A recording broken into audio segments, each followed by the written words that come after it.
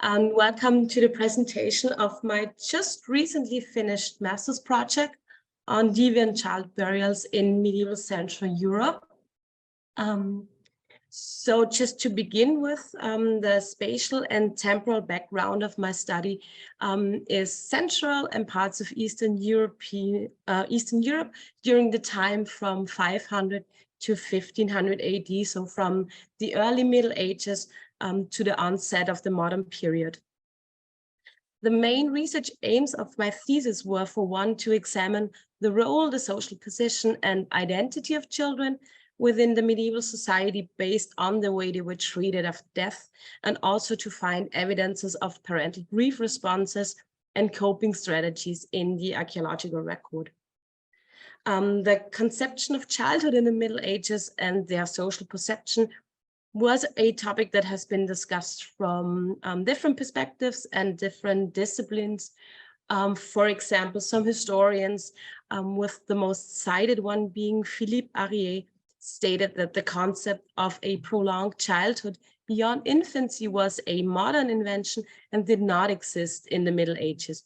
He claimed that medieval parents had a detached and rejecting attitude towards their children, which he saw as a way of emotional self-protection due to the high infant mortality rate of that time. And he dated the invention of childhood, among other things, based on iconographic observation. So he says, while in medieval art, children were depicted like small adults, starting from the 16th century onwards, they had much more childlike facial features, body proportions, and also a specific wardrobe. Though there were for sure some researchers that agreed with Arié, his perspectives were mostly rejected and refuted with several arguments.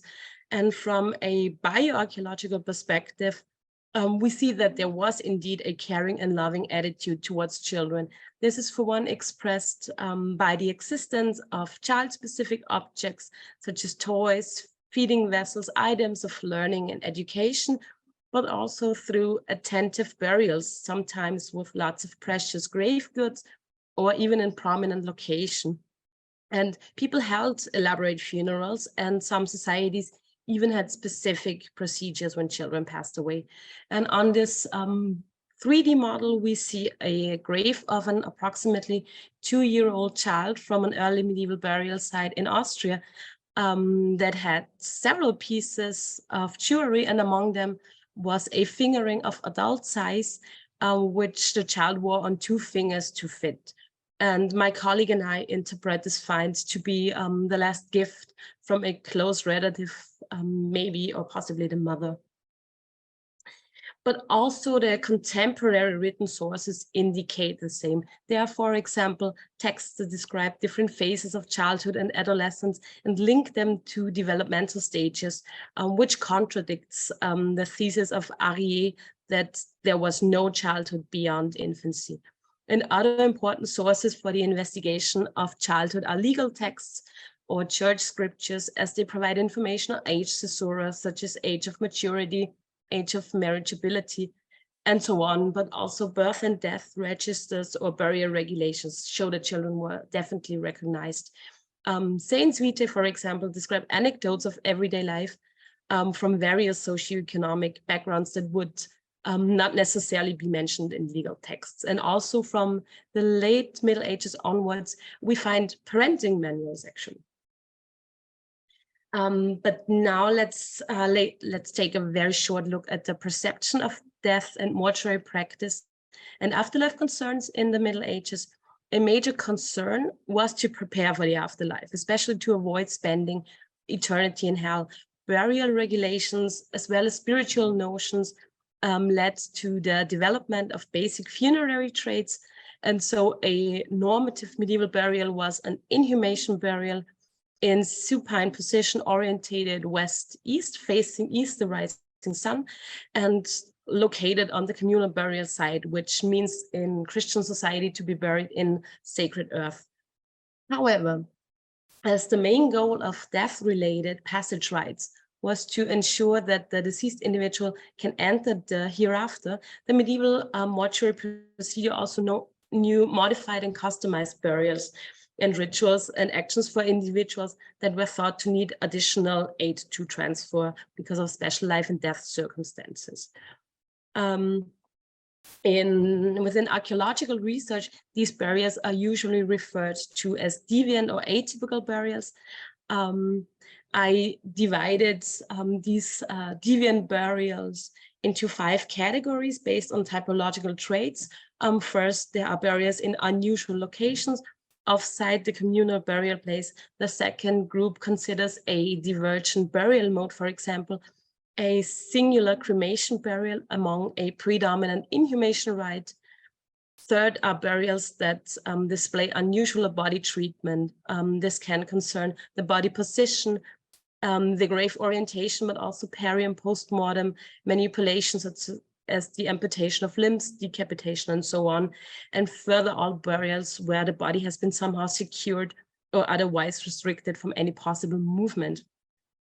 The fourth group deals with unusual objects in the grave. These can be grave goods that are not age-appropriate objects that were ascribed apotropaic or healing powers, or simply normal objects that have been unusually placed, such as a bowl that was placed upon the deceased's face. The last group, a multi-phase burial represented by a reopening of the grave due to ritual or apotropaic motives. The most common interpretation of these deviant burials is that they are an expression of a profound fear of the death, which is linked to the notion of the returning or restless dead or the living corpse. Socially marginalized people, but also individuals who died an untimely death, such as children, pregnant women, women who died during childbirth, were thought to have issues reaching the afterlife and to stay in some kind of in-between status between the world of the living and the world of the dead.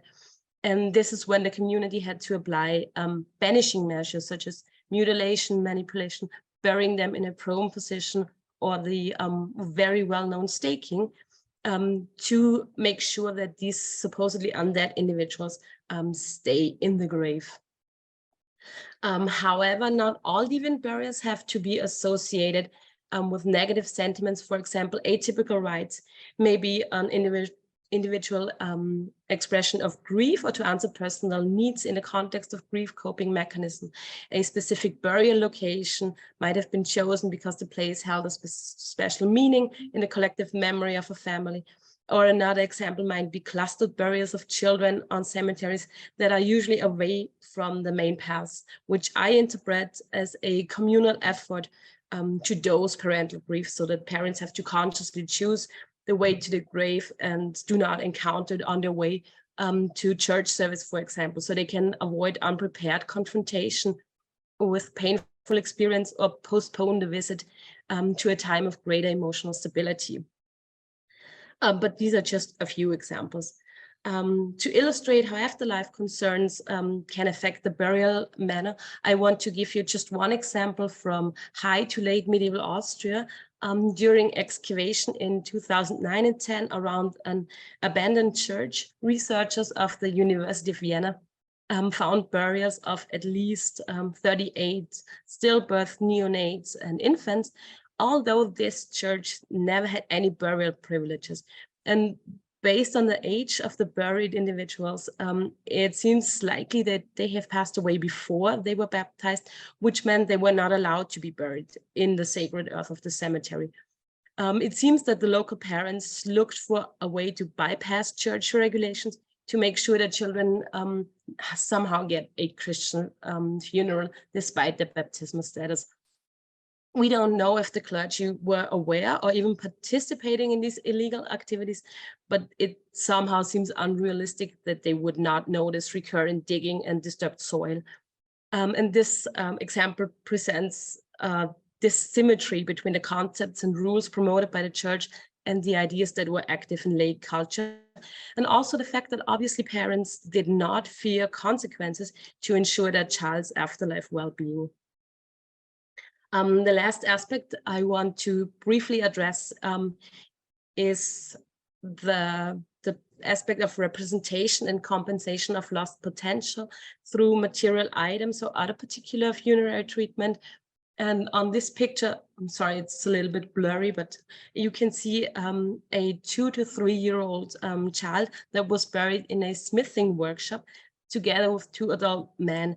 And the original author of the study thinks that the 2 men were 2 generations of smiths, and the child was supposed to take over this profession in the future. And since he was not able to do so due to his premature death, they buried him in the workshop area to represent his alleged status. So to briefly conclude, deviant burials are an expression of a modified funerary treatment that is customized to the individual's life course and also the manner of death. And there are different interpretations, backgrounds, and motivations, and they do not always have to be associated with negative interpretations.